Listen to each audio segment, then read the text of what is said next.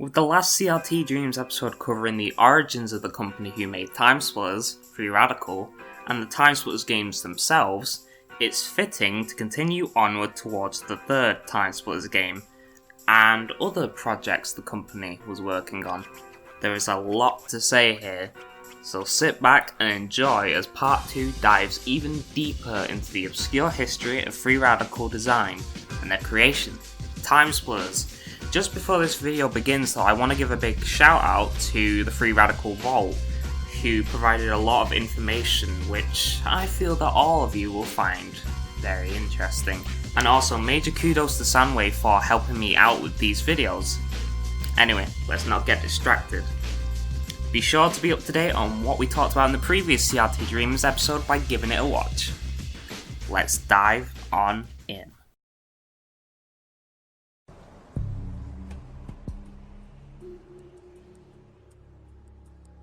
With Second Sight released to the public, Free Radical, with the assistance of EA, would begin setting their sights on creating another TimeSplitters game. However, problems in the development of said game would arise almost immediately, while Free Radical wanted to focus more on the multiplayer aspect for the new game, as they always had done. EA felt the opposite, believing that a strong story would be what the direction of the game needed to be. The fight for control would cause EA to push for significantly different ideas from Free Radical, such as having a strong lead character. Quote, EA turned up with this stuff that was supposed to help us, says Doak.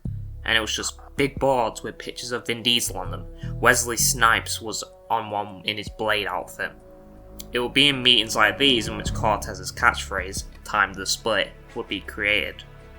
Adding further to development problems would be the lack of care EA gave for marketing. Quote, "We had quite a frank conversation with EA, says Ellis, where they told us they weren't going to bother trying to market it very much, because at the time they had their GoldenEye game, GoldenEye Rogue Agent, and they said that for every dollar they spent on marketing that game, they would get more dollars back. It didn't match up with their original promises." Despite problems concerning EA's care for marketing the game, development continued at a good enough pace. While the exact details on why the game received the subtitle of Future Perfect are unknown, it can be presumed that it was either a naming choice by EA or Free Radical to show that the game was different from past entries. While details specific to development are unknown, it's known that a larger emphasis on online play was given, and dedicated servers were created for the sake of the game. Other changes like the alteration of fonts for ammo and other menus to differentiate it from TimeSplitters 2 were made. In addition to the development problems listed before, Free Radical would suffer an embarrassing blow to their esteem as someone who managed to get a copy of the game 2 weeks before launch would make one of the first user-made maps, centered around killing the head of EA. It's unknown if EA ever found out about this. With minimal advertising compared to the past 2 entries in the series, TimeSplitters Future Perfect would release in March of 2005, to acclaim by fans and critics, but underperforming commercially. While the game did find success in some areas, in others it did not. The online mode for Future Perfect, while stable and fair at first, would eventually become overrun by hackers and cheaters over the years, and the servers would eventually be shut down 2 years later in 2007. While tournaments for the game were held, it's unknown if they were official or contributed to sales of the game. With the morale of the team significantly dented thanks to the losses from both Second Sight and TimeSplitters Future Perfect, and with an industry that was now changing, Free Radical would begin considering what their next game would be. With newer systems on the horizon and the beginning of the end for older systems, one that Free Radical had become accustomed to, the company was left to wonder what it could do next. Adding to the misfortune that the company had felt thanks to the losses from past projects, cartoony games like the ones Free Radical had made in the past would soon be replaced by an overwhelming demand for more realistic projects, to which publishers had told Free Radical to pursue in the meetings they had with them for pitching games. The situation was described as such by Doak, quote, "People were telling us, we don't like your cartoony styles, they don't sell. Can you do something more serious for a shooter, something more military?" They wanted us to pitch stuff to them, but they were directing us down these narrow paths saying, pitch us something a bit like this. And what we should have said was, fuck off, no, I'd rather go out and get run over by a car. End quote. Adding to the frustration from this, the industry had changed in that developers of the games would no longer be able to fully hold the rights to their creations in publishing deals due to rising costs within the industry. Despite the grim circumstances in Free Radical being forced to create realistic games, higher-ups like Doak would attempt to use this lock into realism to spin an original narrative in the ideas he had thought up for a potential publisher to see, one that would stand out from the sea of games that had flooded the market and the new generation of systems. These ideas by Doak and the Free Radical staff would be pitched to Ubisoft, to which the publisher accepted, starting development of what would ultimately become Haze, development beginning fully around 2006, designed to be a game for PS3 and 360. The desire to separate the project from their previous cartoony games was evident from the very beginning, a fact that can be seen in the company wishing to abandon the engine they had built on for their past games, for a variety of reasons. Quote, "Previously, we had the experience of an engine which just worked and you could take everything for granted. Going from that to a situation where you're building everything fresh is very different. You can't throw together a test level to test a particular style of gameplay because you don't have the tools to do it. On TimeSplitters 2 and Second Sight, we were able to try out a lot of different things in-game during development, but on Haze, that process was so much harder. With newer hardware, the company felt that it was best to not only create a new IP, but work on it on hardware that could produce something way more advanced.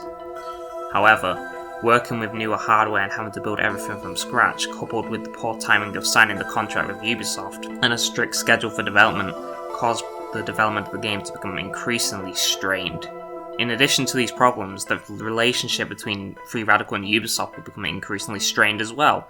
Free Radical needed time to polish the game and resolve issues, only for Ubisoft to begin demanding more features and content.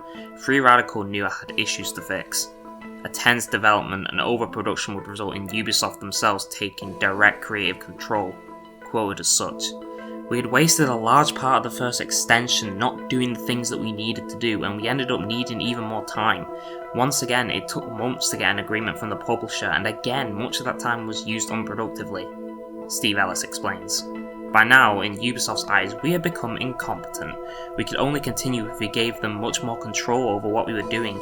They brought in a couple of inexperienced producers and gave them the power to dictate what we did, to make arbitrary changes, and to withhold our payments whenever we disagreed with anything. They even asked us to fire some people." Problems with development would persist even in the latest stages of development. The vision Doak wanted of an anti-militaristic shooter would soon have to conform to a 15 rating thanks to pressure from Ubisoft. Cracks had formed within the company itself that would put the team at odds with each other, unsure about design decisions the game was taking. The largest problem would soon come in the form of Ubisoft secretly signing off the game to be a PS3 exclusive, ditching the original plan of a multi-platform release. This was to ensure that the game would receive strong marketing support from Sony, although this would ultimately prove to be detrimental as, by this time, the game didn't even run properly on PS3 yet. By this point in the development of Haze, the marketing was in full force. As Ubisoft intended, the game would receive a strong marketing campaign, many behind-the-scenes videos being made on the game, trailers, so on and so forth.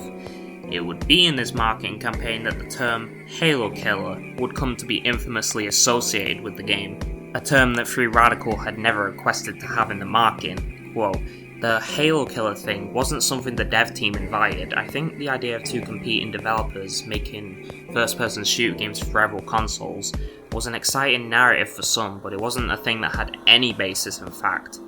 End quote. After numerous delays, Haze would finally be released in May of 2008, to which it was a commercial failure and slammed by critics. The game would go on to sell 500,000 in sales within the launch alone, being the worst performing game so far in the history of Free Radical. Fans of the company as well were significantly disappointed when they expected a TimeSplitters-esque shooter, only to play a game that did not stand out from the sea of militaristic shooter games. While Haze had bombed commercially and critically, this would not be the end of Free Radical's troubles, as a secret project they had been working on would soon damage the company tremendously.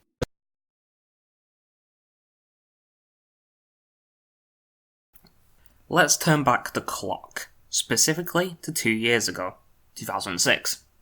At this point in time, Hayes was simply a pipe dream, and Free Radical, despite their past failures, still had a major respect from many within the video games industry, and seemingly this applied to LucasArts. It was around mid-2006 in which LucasArts and Free Radical would meet, and discussions would commence on the creation of a game, specifically the third entry to the well-known and loved Star Wars Battlefront series of games. Please note, this information comes from years worth of research thanks to video game journalism and the Free Radical Vault, to which I will link in the description, and to which major credit can be given. Take some of this information with a grain of salt, but allow yourself to be open to this information at hand. A lot of it has been verified. Anyway, let's continue. According to what is known, LucasArts had been going around from developer to developer, seeing which one would be the best at creating a new Battlefront game for the new League of video game systems, the PS3, the 360, the Wii. Free Radical was one such name that was noticed, and the latter would be contacted around March 2006. The latter would then present their concept for the third Battlefront game to LucasArts. The scope of this concept was large, with the player being able to travel seamlessly from ground to space, a game that would appeal to both the casual and hardcore gaming crowds, among other large elements. LucasArts, impressed by the concepts pitched to them, would agree to it, and it would be in June of 2006 in which the contract between both companies would be signed. In the same year, in August, Free Radical would formally and publicly announce their partnership with LucasArts on their website. Things seemed to be going well for the project, until 2007, when the first cracks in the project began to show, with Hayes being in a state of development chaos and Ubisoft having gone behind Free Radical's back on the matter of the title being an exclusive. Significant pressure was applied to the company. As a result, Free Radical would take assets from Battlefront 3 and use them to get Hayes to a playable state, although it's unknown what exactly was taken.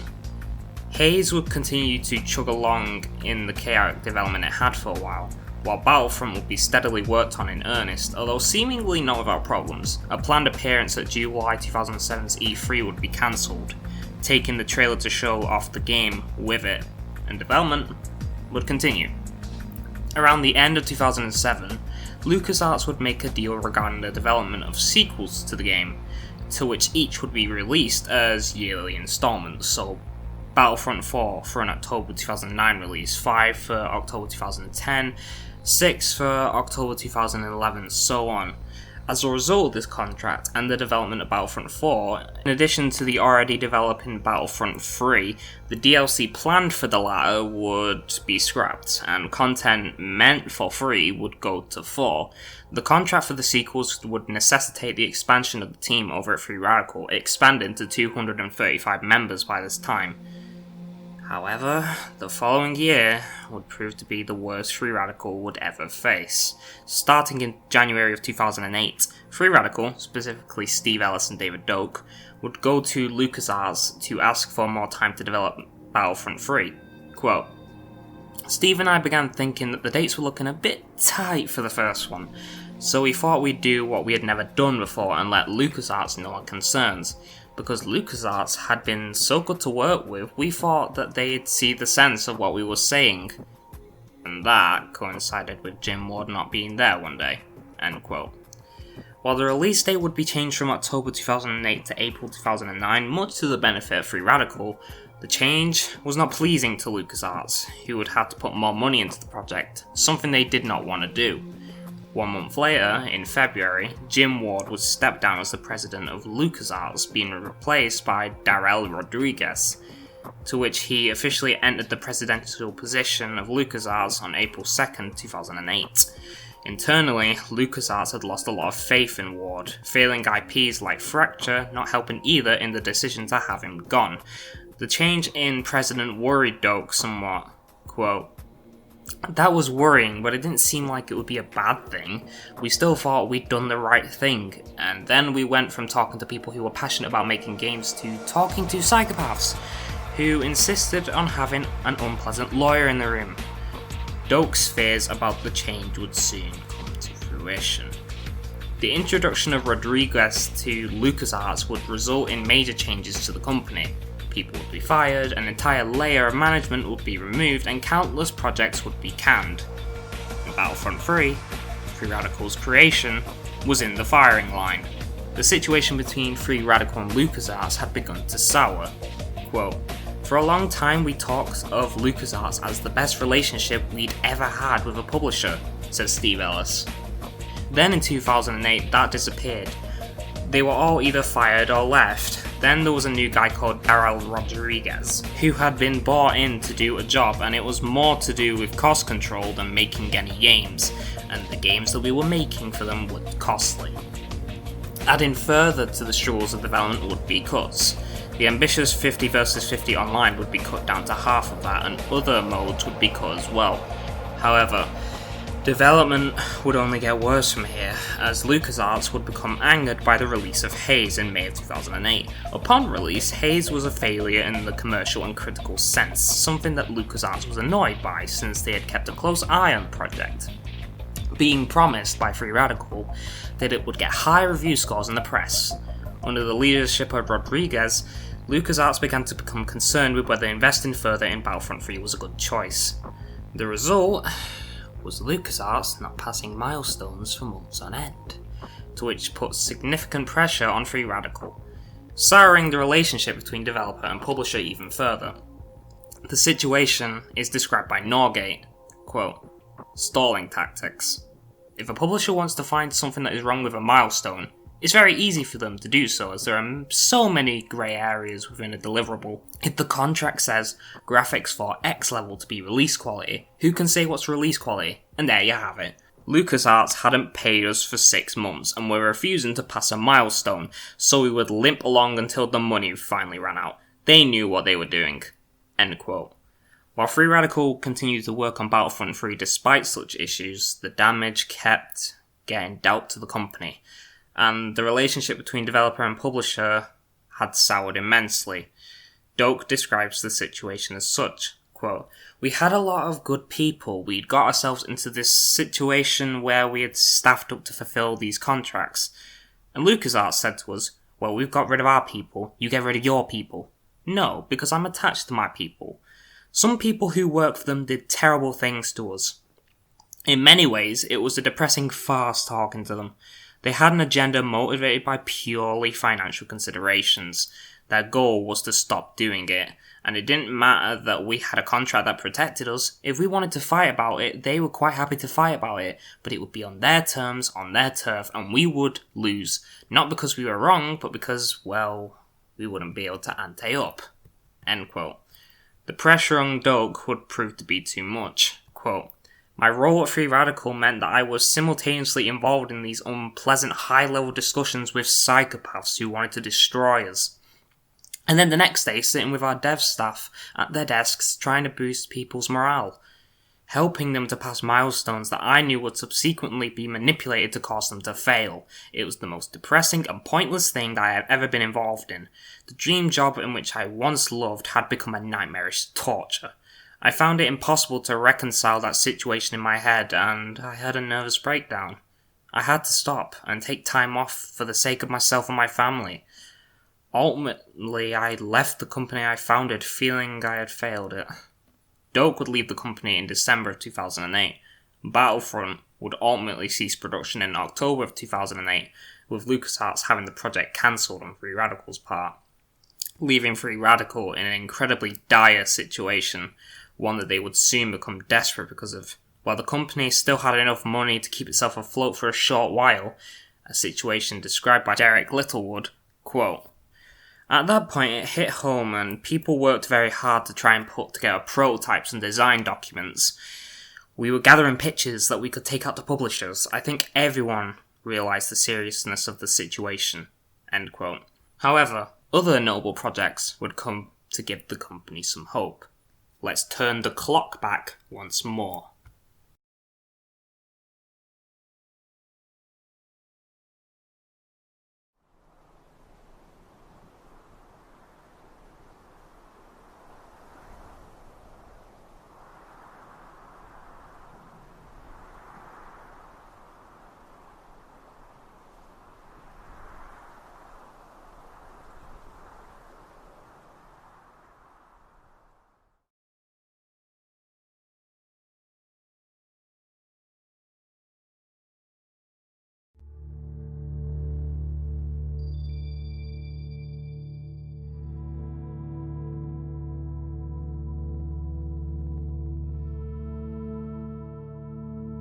Aside from Haze, aside from Battlefront 3, one title that had haunted Free Radical was TimeSplitters 4. It was a title that Free Radical had an interest in, and one that it did not have an interest in. The problem that all three TimeSplitters games had in combination with the lack of enthusiasm the industry in general had for first-person shooter games that did not fit the mold of great militaristic shooter, was that publishers always had an issue with them. Both of these reasons may have been what deterred the company from ever fully pursuing the title. The company itself seemed to be in a state of limbo with it. The situation with the game is described as such by Martin Wakely, a Free Radical employee, who is referring to a demo build they had of the game. Quote, "We tried to do TimeSplitters 4 with everyone and they weren't interested. People say they love it but no one wants to sell that game." End quote. Some significant progress was done with the title. Quote, "The game had been built using an upgraded version of the original engine, running at a constant 60 frames per second and with more lighting effects than we could ever dream of in Haze. Too little too late, unfortunately." End quote. According to Steve Ellis, a playable demo did exist to which they pitched the publishers, only to have it rejected. It's unknown where this demo is now. It's most likely lost to time. TimeSplitters 4 was a very ambitious project, one that would separate itself from past entries in terms of story and settings, while also keeping itself true to the eccentric nature of the games. Concept art shows that the game would feature much more bizarre and strange designs. Characters such as Joe Beth Casey from TimeSplitters Future Perfect would return, but be in much more odd situations. The designs of the TimeSplitters were unique to this game too, one design type being that of doppelgangers of regular humans, only for the real design to show twisted, malformed alien designs, reminiscent of the mutants in the past TimeSplitters games. Other designs for them included being made out of literal particles, dubbed the Particle Splitter. Other designs of characters included pirates, monkeys, mutants, and other unique and twisted character types. It's unknown whether a story mode was going to be a major factor of the game. While some of the leaked design documents indicate a story, such as the heavy influences of actual history on the project, like the ancient Greeks, or the description of the TimeSplitters being a, quote, ferocious insect-like society that have taken their hive brain to another dimension, ours, end quote, the latter implying a storyline akin to the first TimeSplitters game, the overall focus seemed to be more on gameplay and making the game stand out compared to the past entries. In terms of gameplay, while the typical TimeSplitters style action and chaos would stay, an element system would be a major focus. Players would be able to use 6 different elements that would affect both the environments of the levels and the players themselves. Fire, ice, electricity, acid, gas, and explosive elements would be used in tandem with weapons.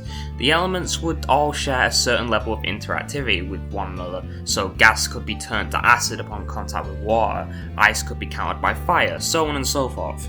Objects within the maps of the game could be altered at will by specific elements, an example being electricity being able to manipulate mechanical props and overload them. Sub-elements also existed, like magnetism, water, and steam, which would also have an effect on the world of the game.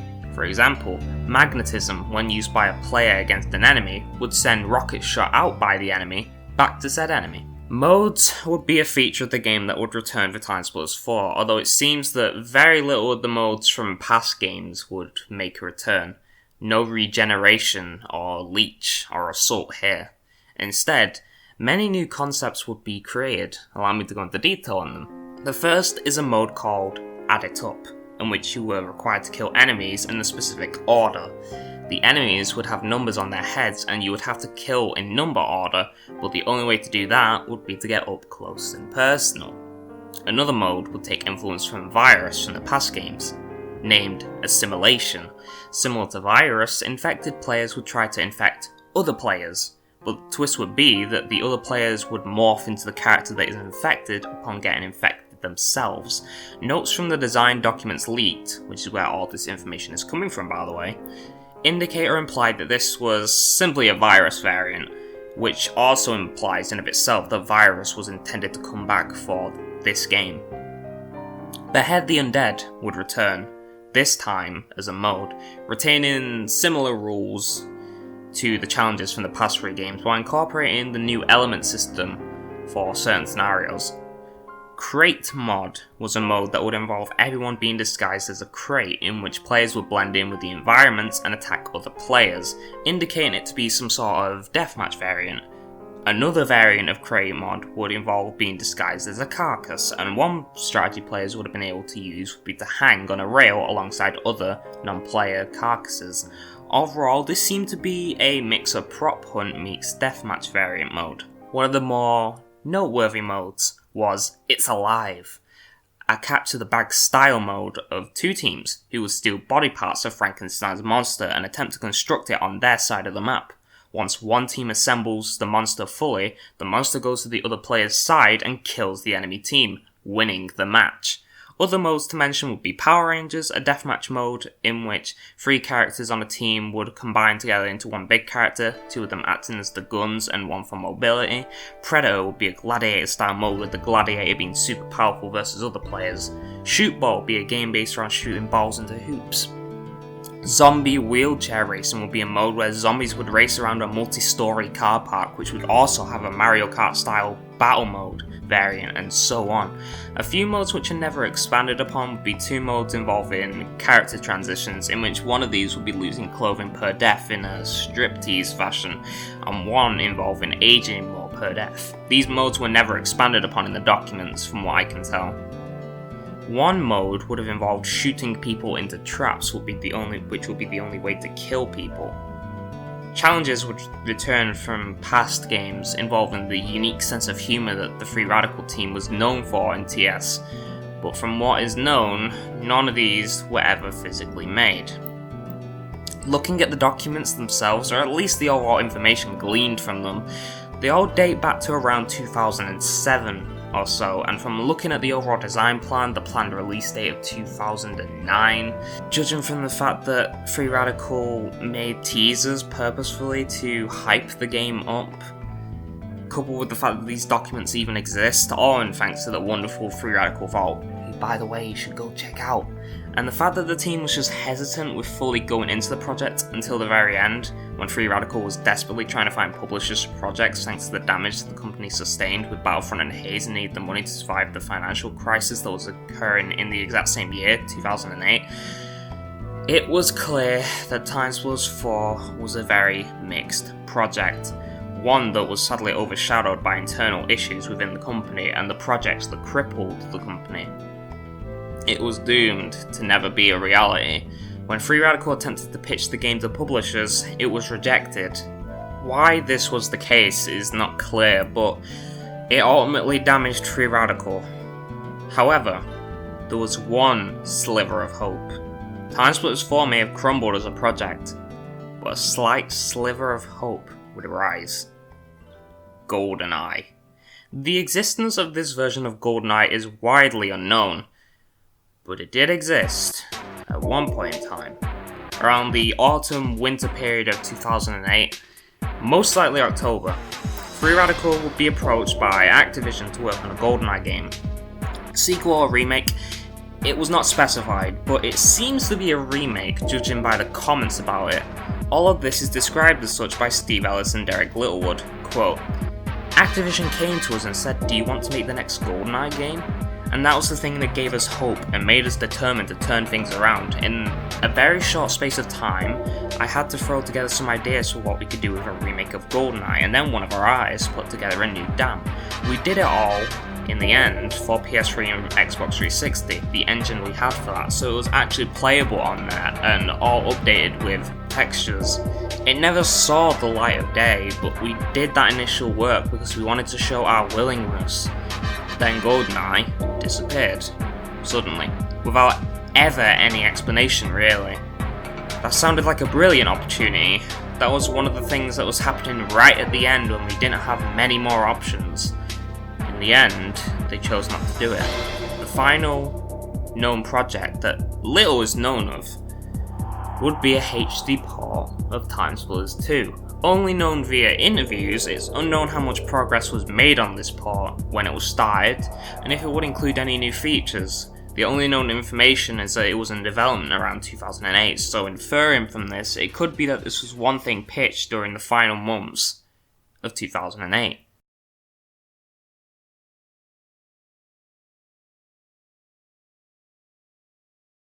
With damages from Battlefront 3 and Haze crippling the company, with TimeSplitters 4 rejected by publishers, with Activision pulling out of GoldenEye, Free Radical would begin to crumble. The company had been on its last legs, and with its chances of surviving gone, the company would go into administration on December 18th, 2008. Ellis describes the atmosphere at the time, quote, "I can tell you exactly when it happened," says Ellis. "It was a memorable day, the day of our Christmas party in 2008. We always had a Christmas party and we always paid the bonuses then. Even at that stage, we had a couple of good prospects that looked like they'd sort things out. That day, it became clear they wouldn't happen and administration was unavoidable. I remember quite clearly being at the party, seeing all these happy employees saying things like, 'Thanks for the bonus, I love working at Free Radical, it's great.' I didn't really know what to say. 12th of December 2008, a memorable day and not a good one." End quote. On December 18th, 2008, employees would go to the premises of the company, only to be locked out of the building, heavy-duty security patrolling the area. 140 employees lost their jobs during this time, with a skeleton crew of around 140 people left. The employees were redirected to a hotel near the premises, to which Steve Ellis reportedly explained the situation to them. The assets of the company would remain in the hands of an insolvency practitioner called Resolve Partners, while many tried to buy the assets of the company, such as Rebellion, who were working with LucasArts. The assets would ultimately be bought by Crytek, and certain staff would transfer over to Crytek as a result. David Doak left the industry entirely. Steve Ellis and some other employees would move on to found a games company called Crash Lab. Graham Norgate would remain on board Crytek alongside Carl Hilton, while Lee Ray would go freelance. Employees of the company would move on to other places. Free Radical, the company that had created classics like TimeSplitters, would be no more.